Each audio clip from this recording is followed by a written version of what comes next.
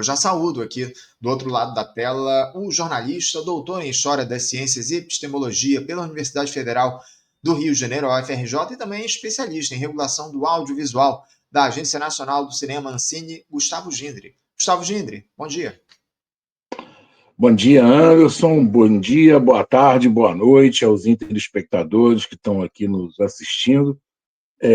Mais uma vez, é um prazer enorme estar aqui com vocês nesse programa que cumpre um papel tão relevante. Eu agradeço, Gindre, a tua participação aqui, os elogios que você faz aqui sempre ao nosso programa. É muito importante a gente fazer esse diálogo com você. Já aproveitando para te desejar um feliz ano novo, um 2025 de muita força na luta aí. É muito importante a gente manter aí essa disposição de luta ao longo desse ano, que vai ser muito difícil. Eu queria começar o nosso papo hoje, Gindre, tratando de um outro tema aí. Aliás, o programa hoje só está trazendo polêmicas aqui para a discussão. E não vai ser diferente aqui com você. Essa situação envolvendo o Mark Zuckerberg. Mark Zuckerberg, que é o dono da Meta, que na última semana anunciou 5 importantes mudanças nas diretrizes das suas plataformas, né, que são o Facebook, o Instagram e o Threads, as 3 redes sociais aí da Meta, que são comandadas aí pelo Mark Zuckerberg. Dentre essas mudanças que foram anunciadas pelo bilionário estão as seguintes: os algoritmos vão voltar a recomendar publicações sobre política para os usuários, na contramão do movimento que vinha fazendo aí o algoritmo do Facebook, do Instagram e da Threads ao longo desses últimos tempos. A empresa também ajustou, Gindre, o filtro que derruba postagens para focar apenas em violações graves e modificou as regras do que é considerado discurso de ódio. Só isso já chamou a atenção, ainda mais em um momento, hoje em dia, onde o debate sobre a diversidade é mais que fundamental no Brasil e no mundo. Mas as alterações que, digamos assim, mais provocaram preocupação dizem respeito a essa decisão da Meta de acabar com a checagem independente de fatos e criar um sistema de notas da comunidade. Algo semelhante ao que já é feito no X. O X, que é o antigo Twitter, né, que é do lado do Elon Musk, né, ele que comanda aí o X, o dono do X. Em um primeiro momento, essas atuais diretrizes da Meta, de acordo com o Zuckerberg, elas vão ser apenas adotadas nos Estados Unidos, em alinhamento à chegada aí do Donald Trump à Casa Branca.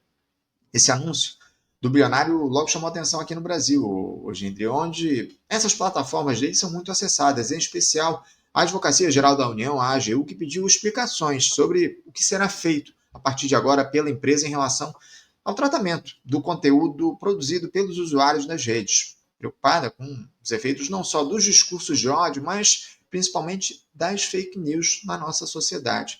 Gindre, para a gente começar aqui, como é que você avalia esse anúncio feito pelo Zuckerberg justamente às vésperas da posse do Donald Trump lá na presidência dos Estados Unidos? Olha, Anderson, você já matou a charada. Quer dizer, você tem aí um alinhamento do Zuckerberg, não só do Zuckerberg, né? Na verdade, o Trump vem deixando claro que vai fazer um governo mais radicalizado do que o seu primeiro mandato, e o empresariado tem demonstrado total obediência a esse dispositivo. Aliás, não só obediência, como sintonia. Você vê, havia uma coligação do sistema financeiro internacional, supostamente, é claro que eu estou botando aqui muito entre aspas, em prol do meio ambiente, digamos assim. Nas últimas semanas, todos os grandes bancos norte-americanos pularam fora dessa aliança, sinalizando que estão se afastando desse discurso, mesmo a gente sabendo que era, enfim, tinha um efeito muito mais de maquiagem do que de qualquer coisa efetiva, mas nem isso os bancos estão querendo sinalizar, já se distanciando desse discurso por conta da posse do Trump. O mesmo acontece com a Meta, que sinaliza e se aproveita disso, quer dizer, não é só um temor ao governo Trump, é também um benefício, quer dizer, há ali claramente um projeto político sendo construído, né? Um projeto de fortalecimento de uma extrema-direita planetária, que tem se valido desses mecanismos de uma forma assustadora. Eu chamo a atenção agora porque a gente viu essa questão do PIX, o efeito devastador que isso teve, né? Caiu o uso do Pix, da ferramenta e tudo. E isso, mais do que criar a informação falsa, isso gera um clima na sociedade, né? Porque depois, mesmo se comprovando que aquela notícia não era verdadeira, o clima já está construído. Quer dizer, a percepção emocional das pessoas não muda, mesmo com o fato sendo desmentido. E é isso que a Meta está sinalizando muito claramente, que ela vai aderir à possibilidade. A gente já sabia que mesmo as medidas tomadas pela Meta até agora não eram suficientes para impedir fake news e discurso de ódio. Esses continuam existindo, continuam se propagando. Um dos problemas gravíssimos é que a gente não tem acesso à lógica que rege os algoritmos, porque você tem lá a checagem humana, mas você também tem uma série de processos que são feitos por algoritmos, que não passam por decisão diretamente humana. E a gente não tem acesso às regras desses mecanismos, a como eles funcionam, isso não é transparente, né? Eu costumo dizer o seguinte: no momento em que você põe uma senha, você está entrando num cercadinho privado, né? E quanto mais poderoso for esse cercadinho privado, menos sujeito ele estará às legislações. Ainda mais porque nós estamos lidando com um cenário que é transnacional. Essas empresas usam de vários mecanismos para burlar as legislações nacionais, para afirmar que não estão submetidas às legislações de determinados países. Você vê que o Zuckerberg chega a claramente acusar, ele não fala explicitamente, mas ficou óbvio que um dos países que ele está se referindo é o Brasil, para dizer que há censura, né, e que, portanto, eles não estariam obrigados a submeter a essas legislações por conta de censura, né? Uhum. Então, esses cercadinhos, eles estão cada vez maiores, cada vez menos submetidos às legislações nacionais, com regras que a gente não sabe quais são, a gente não tem acesso a esses mecanismos de filtragem, de recomendação que os próprios algoritmos utilizam, né? E agora, inclusive, pelo menos por enquanto nos Estados Unidos, mas a tendência é que isso se espalhe, o fim da dita checagem independente das informações, né? Então, a tendência é isso explodir com os discursos de ódio, com as fake news, e ter um impacto preocupante nas próximas eleições brasileiras e eleições em outros lugares, porque a gente tem visto que esse é um mecanismo que tem se espalhado pelo mundo todo. Muito bem lembrado, né, gente? Muito bem lembrado. Isso tem trazido muita preocupação, justamente por conta da falta de uma regulação das redes aqui no nosso país. Daqui a pouquinho a gente vai falar um pouco sobre essa questão. Eu queria aproveitar para trazer, você falou do Pix, né? Questão das redes sociais, enfim, ó. Tem uma notícia aqui do Jornal Globo dizendo aí: o número de transações de Pix tem a maior queda desde a implementação do sistema após fake news sobre taxação. Você citou isso, inclusive, ainda há pouco, né? A extrema-direita tem se utilizado desse tipo de iniciativa para tentar fragilizar o governo do presidente Lula, e isso diz muito respeito a essa questão das regras em relação às redes sociais. A gente vai tratar disso daqui a pouquinho. Mas antes disso, Gendry, eu queria trazer a seguinte questão para você. Nos Estados Unidos, como é que se dá essa regulação das redes sociais? Você acha que o Zuckerberg vai conseguir passar essas novas diretrizes sem resistência por lá? E outra, caso o Trump não tivesse vencido as eleições, você acha que o dono da Meta aí faria esse tipo de mudança? Como é que você vê esse debate sendo feito, inclusive lá nos Estados Unidos, em especial onde as mudanças vão ser implementadas logo de cara? Então, você tem na Europa uma tentativa de enfrentar essas questões com legislações específicas, né? Aí a gente pode discutir na medida em que elas são mais ou menos efetivas e tudo, mas há um debate sobre legislação específica. Nos Estados Unidos, primeiro que a própria cultura norte-americana, ela tem essa ideia da liberdade de expressão acima de qualquer outro direito. que, na verdade, aqui a gente sabe que é uma liberdade de expressão até a página 2, porque ela está mediada pelas forças de mercado. Então, olha, liberdade de expressão temos todos, só que um tem o Facebook à sua disposição e eu não. Quer dizer, então, é óbvio que essa liberdade de expressão não é liberdade de expressão de fato. Mas na legislação americana, isso é encarado o direito de que supostamente todos têm a possibilidade de falar qualquer coisa. Você vê que você pode ir lá nos Estados Unidos, inclusive, se expressar do ponto de vista defendendo o nazismo, por exemplo. Uhum. Você não pode, digamos, cometer um crime a partir disso, estimular a violência ou qualquer outra coisa. Mas você pode, por exemplo, defender ideias nazistas, né? No Brasil, a gente tem uma concepção diferente. Você pega lá o artigo 5º da Constituição, aliás, uma concepção muito mais avançada. Você pega o artigo 5º da Constituição, ele coloca uma série de direitos fundamentais e determina que eles têm que ser sopesados. Quer dizer, você coloca, por exemplo, a propriedade é um direito fundamental? Mas a utilidade social dessa propriedade, a função social dessa propriedade também é um direito fundamental. Então, vai caber à legislação ordinária, ao judiciário, sopesar esses direitos e entender que, naquele momento, este direito pode se sobrepor a este direito. Isso não existe nos Estados Unidos. E, portanto, a única forma que eles têm de enfrentar essa questão é através da legislação comercial, né? de você enfrentar monopólios, oligopólios e tudo. Esses têm sido tradicionalmente os mecanismos nos Estados Unidos para dar conta desse tipo de questão. Só que eles são insuficientes, né? Porque eles visam regular a questão econômica, né, meramente, o suposto excessivo poder econômico das empresas.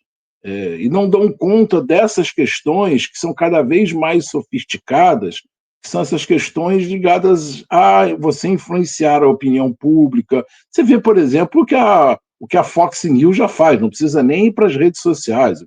A Fox News deixaria a Jovem Pan constrangida, né? E faz com a maior tranquilidade, né? Então, os Estados Unidos têm um ambiente muito mais permissivo a esse tipo de conduta e que deve, com certeza, tomar um incentivo, ganhar um incentivo muito maior a partir da posse do Trump. Então, o cenário dos Estados Unidos, eu acho que ele não é nem um pouco inspirador, ele não nos serve de referência, e, pelo contrário, ele cria um complicador, como a gente sabe que a maior parte dessas empresas tem sede nos Estados Unidos, opera nos Estados Unidos, e usa, inclusive, o fato de ter sede nos Estados Unidos para, muitas vezes, fugir à legislação local. O cenário dos Estados Unidos é não inspirador, como é um problema para a gente. Não tenha dúvida, não tenha dúvida. É um problema muito grande a situação dessa dita liberdade de expressão lá nos Estados Unidos. Ô Gendre, aproveitando essa discussão a respeito da Meta, que tipo de consequências as mudanças nas diretrizes do Facebook, do Instagram, do Threads pode trazer aqui para o Brasil? Falando aqui da nossa situação, quais as principais ameaças que se apresentam a partir das mudanças das diretrizes das redes sociais, como anunciou o Mark Zuckerberg nos últimos dias? Bom, eu acho que o que está claro é que vai crescer a instrumentalização dessas redes sociais para projetos da extrema-direita, né? Não só no Brasil, como no mundo inteiro. Então, a gente vai ter o aumento da propagação de fake news, na medida em que... Você pensa, por exemplo, vamos pegar o caso aí do Pix, né? O critério vai ser a nota. Uhum. Né? Ora, um grupo de pessoas que está absolutamente convencida de que isto irá acontecer, dará uma nota alta para essa informação. Sim. Então, essa informação, apesar de falsa, ela vai ganhar maior relevância. Uhum. Né? Porque muita gente vai atribuir a essa, mesmo sem que ela seja verdadeira, o sentimento porque no fundo é disso que se trata, é mobilizar muito mais o lado irracional, o lado sentimental, o lado emocional, o lado das emoções mais, digamos, básicas do ser humano, né? Raiva, medo, ansiedade, tudo. Se trata disso, né? De mobilizar esses sentimentos. Então, as pessoas já acabam dando nota para aquilo que confirma essas suas sensações, essas suas opiniões em relação ao mundo, sem se preocupar muito se elas são verdadeiras ou não. Então, uma notícia como essa tenderia a se espalhar, já se espalhou bastante, ela tenderia a se espalhar ainda mais por conta da avaliação que os próprios usuários darão a essa informação. Né? Então, tende a aumentar a disseminação de fake news, e o discurso de ódio, que é uma coisa brutal. Aliás, só fazendo um parêntese, porque eu já tive contato com pessoas que trabalham com checagem de informações. O trabalho dessas pessoas é um negócio insalubre, é um negócio absurdo, porque elas, quer dizer, o fato de existir esse serviço é importantíssimo, mas a forma como essas pessoas são submetidas a esse trabalho é muito complicada, porque elas não têm apoio profissional para isso, não têm apoio psicológico, e elas estão submetidas a todo tipo de discursos mais aviltantes possíveis. Eu tive contato com uma pessoa, por exemplo, que foi obrigada, por conta desse processo de mediação, a ter contato de cenas de sexo com bebês.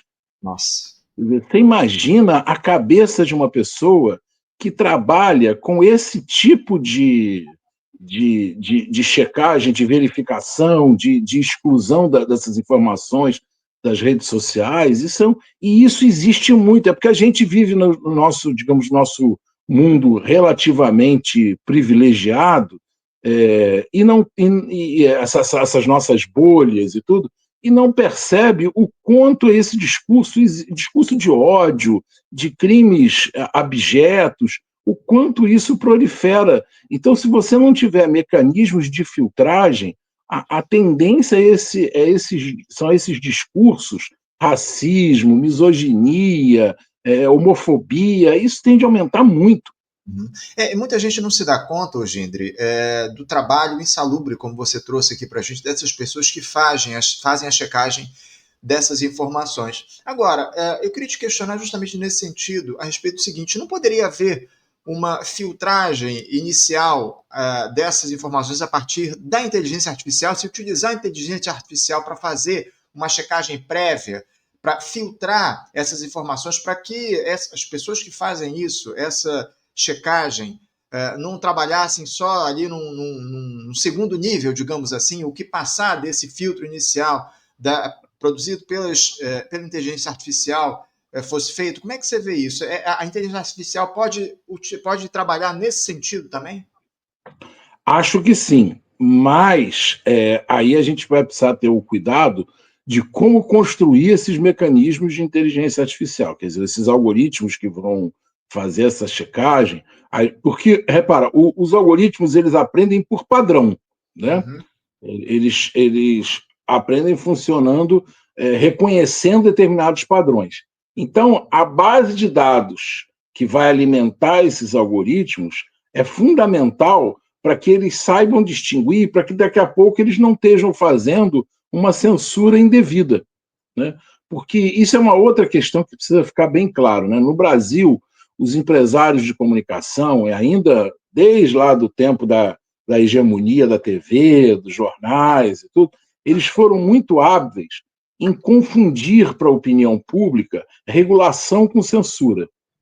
Então, toda vez que se fala em regulação, aparece alguém para dizer: veja só, estão querendo censurar e tudo, que é um debate que, mesmo nas democracias burguesas mais avançadas, não estamos nem falando de socialismo, de nada disso, estamos falando das democracias burguesas mais avançadas, esse debate já está superado. Na Europa, por exemplo, é muito clara a necessidade de você ter que regular. Se a regulação é boa ou não, são outros 500. Se ela é eficaz ou não, são outros 500. Mas a ideia de que é preciso regular já está consagrada. no Brasil você sempre fica com essa ideia de que regular é censurar. Ninguém quer censurar, né? Então, a gente também não deseja que os algoritmos acabem impondo censura, né? Eu concordo plenamente contigo que a inteligência artificial pode ser usada não só para aumentar a eficácia, como para diminuir a exposição dessas pessoas que trabalham com a checagem a esse conteúdo insalubre, que deve ser um negócio horroroso. Você trabalhar 8 horas por dia vendo só desgraça, só, digamos, o chorume da humanidade, deve ser uma coisa horrorosa. Então, isso pode beneficiar, desde que seja feito sob supervisão de um conjunto de forças da sociedade, o mais plural possível, o mais representativo possível, para que esse processo se desenvolva sem impor censura. A gente não quer que o debate político seja censurado, a gente não quer que expressões culturais sejam censuradas, então é preciso garantir que esses mecanismos não vão fazer esse tipo de coisa. Eles vão apenas impedir que conteúdos que disseminem ódio, que disseminem crimes, conteúdos, fake news, por exemplo, conteúdos que não são verdadeiros, tudo, que esses conteúdos se disseminem pela sociedade, né? Então, se a gente tiver um processo de fiscalização levado a sério pela sociedade civil, que possa indicar, por exemplo, especialistas para acompanhar esse processo, eu aí sou totalmente a favor do uso de inteligência artificial para fazer esse tipo de filtragem. É importante você fazer essa lembrança, né, da questão de como é que a inteligência artificial ela é construída para fazer essa filtragem, porque isso pode produzir, obviamente, situações de, enfim, conteúdo que não deveria ser restringido, ser censurado. Então, é muito importante a gente tomar cuidado com isso. Ô Gindri, esse debate, obviamente, fomenta a discussão sobre, como você, inclusive, trouxe aqui para a gente, sobre a regulação das redes sociais. E eu queria te questionar a respeito disso. Essas novas diretrizes que foram anunciadas pela Meta, pelo Mark Zuckerberg, elas podem acelerar o debate sobre a regulação das redes e também da inteligência artificial aqui no Brasil? Isso está absolutamente parado lá no Congresso Nacional, por óbvio, porque é um tema que interessa muito à extrema-direita. A turma lá do bolsonarismo não tem qualquer intenção de produzir esse tipo de regulação, de apoiar esse tipo de legislação. A partir disso, desse anúncio do Mark Zuckerberg, o Congresso não pode tomar iniciativa, não pode acelerar essa discussão, esse debate sobre a regulação das redes aqui no Brasil e também da inteligência artificial? Olha, não só pode, como deve. Agora, se ele fará, eu não sei te dizer, não sei, porque é o que você falou. Uma parte razoável do Congresso hoje, quer dizer, que está, especialmente lá os deputados do PL ligados à extrema-direita e tudo, não tem nenhum interesse em que esse tipo de debate ocorra. E agora, no momento, inclusive, que você estava aí de transição na presidência das casas do Congresso, esse tema morreu. Quer dizer, agora vamos ver quais são os novos presidentes assumindo, qual é a possibilidade disso voltar a andar. Eu acho, inclusive, que as legislações, o estado atual do debate, ele é insuficiente para dar conta desses desafios. Eu acho que as propostas que estão lá precisam melhorar bastante para conseguir lidar com esse cenário. Mas, de qualquer maneira, só o fato disso voltar a andar, quer dizer, de abrir a possibilidade, eu espero que, inclusive, com mais debate na sociedade, que o Congresso pudesse ouvir mais a sociedade antes de tomar decisão, porque o medo da gente é isso. Você senta lá um deputado, um senador, e a partir de determinados lobbies, e produz um projeto. Eu acho que o que está lá hoje precisa de uma escuta muito maior à sociedade para produzir um conteúdo que seja realmente eficaz.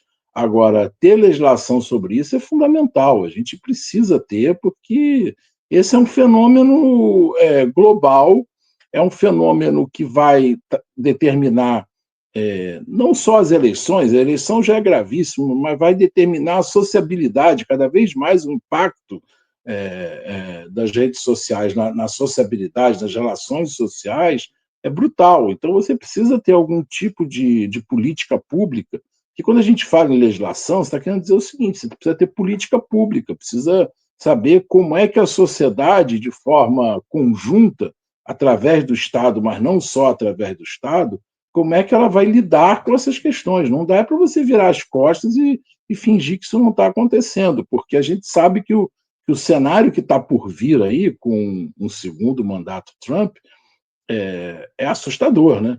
Então, a gente tem que ter um mínimo, até para garantir o mínimo de soberania nacional, porque além dessas questões todas que a gente debateu aqui, nós estamos diante de uma agressão brutal à soberania nacional. Quer dizer, uma empresa que alega: eu não funciono no Brasil, porque, na verdade, os meus servidores não estão no Brasil, embora tenha milhões de usuários no Brasil, embora interfira diretamente no debate público no Brasil, digamos, concretamente falando, eu não estou no Brasil, porque meus servidores não estão lá, então eu não sou obrigado a me submeter à legislação do Brasil. Isso é um problema de soberania nacional gravíssimo, né? Quando você perde o controle, o país como um todo perde o controle sobre o debate que está sendo feito internamente. Embora em servidores localizados fora do país, esse debate está sendo feito internamente. Então, é um problema grave para a soberania nacional. O debate, a grande verdade é que o debate sobre a soberania nacional foi abandonado nos últimos tempos. Lamentavelmente é o que a gente tem visto. Gindri, para além dessa questão de se discutir regulação, uma legislação que regule as redes digitais, num primeiro momento, caso, obviamente, o Congresso não faça esse debate logo, a gente tem de lembrar que ainda temos pelo menos mais 15 dias aí de recesso parlamentar, pouco mais do que isso. Que iniciativas o governo brasileiro poderia adotar a partir dessas explicações que a Meta deu à Advocacia Geral da União? Aliás, as explicações chegaram aí na última segunda-feira, né? Eles mandaram lá, a AGU pediu explicações, a Meta mandaram lá dizendo que, até citei aqui, que só nos Estados Unidos essas diretrizes iriam ser adotadas, enfim, que a empresa está compromissada com os direitos humanos, enfim, com a liberdade de comunicação, Gindri, que tipo de mudanças, que tipo de iniciativa o Estado brasileiro poderia ou deveria tomar num primeiro momento, caso a Meta resolva adotar essas novas medidas por aqui? Bom, eu te confesso que eu ando muito preocupado com esse excesso de ativismo judicial. Eu acho que em algum momento a gente vai pagar, embora muitas vezes a gente torça por isso, a gente até se beneficie por isso, em algum momento lá na frente a gente vai pagar um preço por esse judiciário, digamos, hipertrofiado. Mas, por outro lado, nesse momento, eu acho fundamental que o governo recorra ao Judiciário, recorra ao Supremo Tribunal Federal, para fazer valer os preceitos constitucionais. Porque, embora uma legislação específica seja importantíssima para dirimir dúvidas, para aclarar o cenário, para criar instrumentos específicos, porque isso é a questão, na verdade, uma legislação específica, sempre que a gente fala essas coisas, as pessoas dizem assim: aplica o Código Civil, aplica o Código Penal, e tudo, mas acontece que você vai tendo mecanismos que são cada vez mais sofisticados e específicos que demandam uma legislação específica para isso. Não é? Você não consegue atingir o seu objetivo usando uma legislação que foi feita para um mundo analógico. Então, é fundamental você ter uma legislação específica. Mas, em que pese, nesse momento, a inexistência de uma legislação específica, você tem preceitos constitucionais muito claros. Está lá dito: a liberdade de expressão é um valor? Claro que é um valor, mas há vários outros valores que são mencionados no artigo 5º da Constituição que precisam ser garantidos. As pessoas têm o direito à sua privacidade, por exemplo, que esses algoritmos violam o tempo inteiro, né? Porque a gente sabe que os nossos dados são tratados como mercadoria, né? Você tem direito à dignidade humana, direito a receber informações que sejam confiáveis, a imprensa e os meios de comunicação em geral têm responsabilidade sobre o conteúdo que produzem. Você tem aqui o próprio código que regula a internet no Brasil, que foi uma conquista, né, o Marco Civil da Internet, que foi uma conquista importante, que pode ser utilizado, que deve ser utilizado, na verdade. Então, eu acho que, embora a gente vá pagar um preço nesse momento por não ter uma legislação específica, não dá para ficar parado. Então, é possível, eu acho que, por exemplo, o governo pode acionar o STF para que analise em que medida os direitos fundamentais estão sendo negados com esse tipo de iniciativa do X, já que porque a gente está falando da Meta, mas o X já está fazendo isso, o antigo Twitter já está fazendo isso, já aboliu a mediação humana, né, a checagem humana, já mede, digamos, a veracidade das informações através de nota dos usuários, né? Então, esses mesmos critérios que a Meta afirma que está adotando, por enquanto, apenas nos Estados Unidos, já está sendo adotada no Twitter, né? Aliás, Twitter, que é um ambiente, por si só, extremamente tóxico, né? É um lugar onde pior do mundo se revela. Então, isso já está ocorrendo, né? Então, eu acho que o governo vai ter que, em algum momento, tomar algumas medidas, ir para a justiça e aí se calçar, fazer uma fundamentação estruturada, explicando, deixando. Aí eu acho que tem que ter. Eu não acho que os problemas do governo se resumam à comunicação, muito pelo contrário. Mas aí eu acho que tem que ter um trabalho de comunicação sério do governo, que não está conseguindo ser feito, para explicar para as pessoas que não se trata de censura, que você está regulando, explicar o que significa conteúdo de ódio. Porque quando eu falo aqui, precisa regular, o sujeito pode dizer é censura. Agora, quando eu mostro muito concretamente para ele o tipo de conteúdo que se está evitando que circule, a pessoa vai entender. Quando eu digo para ele, olha, nós estamos falando de conteúdo que é explicitamente racista, conteúdo que é misógino, conteúdo que é homofóbico, conteúdo que defende, por exemplo, estimula a pedofilia, uma série de coisas que nós estamos falando.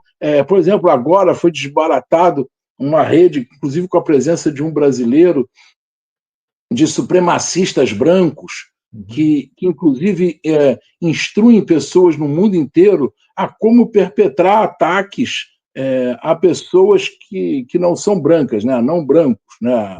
Tanto a negros quanto a pessoas do Oriente Médio, tudo, instruindo essas pessoas de como esses ataques devem ser feitos para ser mais eficazes.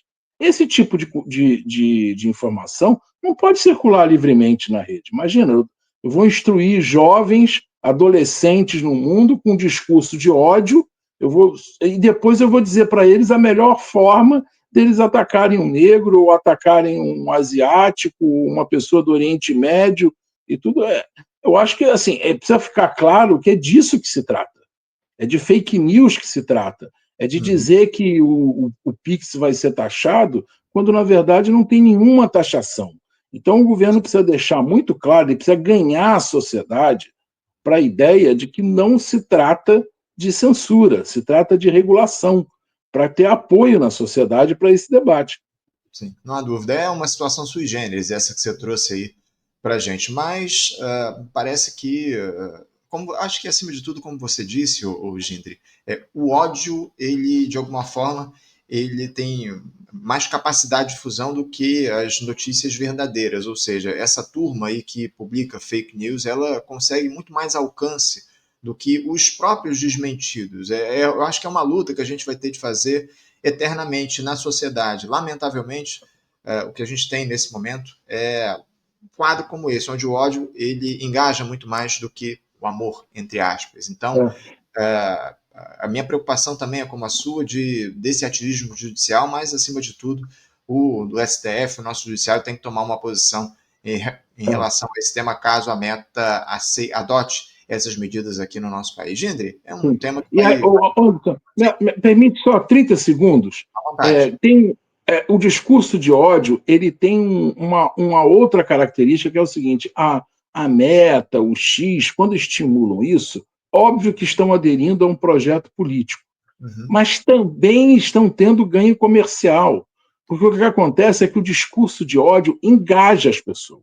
Sim. As pessoas passam mais tempo nas redes por conta do discurso de ódio, não só para defender um determinado discurso de ódio, como para se contrapor a um discurso de ódio. As pessoas acabam se engajando mais. Então, essas redes sociais, elas ganham duas vezes. Elas ganham ao aderir a um projeto político, que na verdade é o projeto político que elas defendem, e elas ganham na grana, porque estão fazendo que as pessoas passem mais tempo nas redes sociais.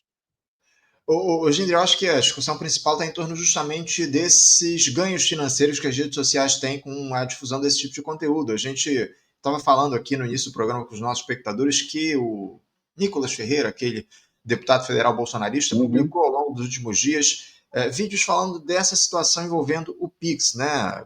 Ele até lá não traz fake news propriamente dita, notícias falsas. Ele diz que o governo não vai, obviamente, ele fala que o governo diz que não vai taxar o Pix, mas esses vídeos que ele produziu, dando a entender que isso pode vir a acontecer no futuro, essa taxação das transações via Pix, esses vídeos que ele produziu em menos de 2 dias tiveram mais de 160 milhões de visualizações. 160 milhões de visualizações, ou seja, ele está ganhando muito dinheiro, a plataforma está ganhando muito dinheiro e é do interesse dessa turma difundir esse tipo de discurso. Então, enquanto o andar de cima está ganhando, eles não vão mexer nessa situação. Gindri, eu quero agradecer demais. Esse é um tema que vai voltar à discussão aqui no nosso programa, certamente. Vamos fazer debates aqui sobre esse tema e a gente conta com a sua participação aqui no nosso programa. Obrigado mais uma vez. Uma ótima semana de trabalho e um bom ano para você, viu, Gindri? Obrigado. Para nós todos. Força no combate. É isso. Seguimos na luta. Um abraço forte. Até a próxima.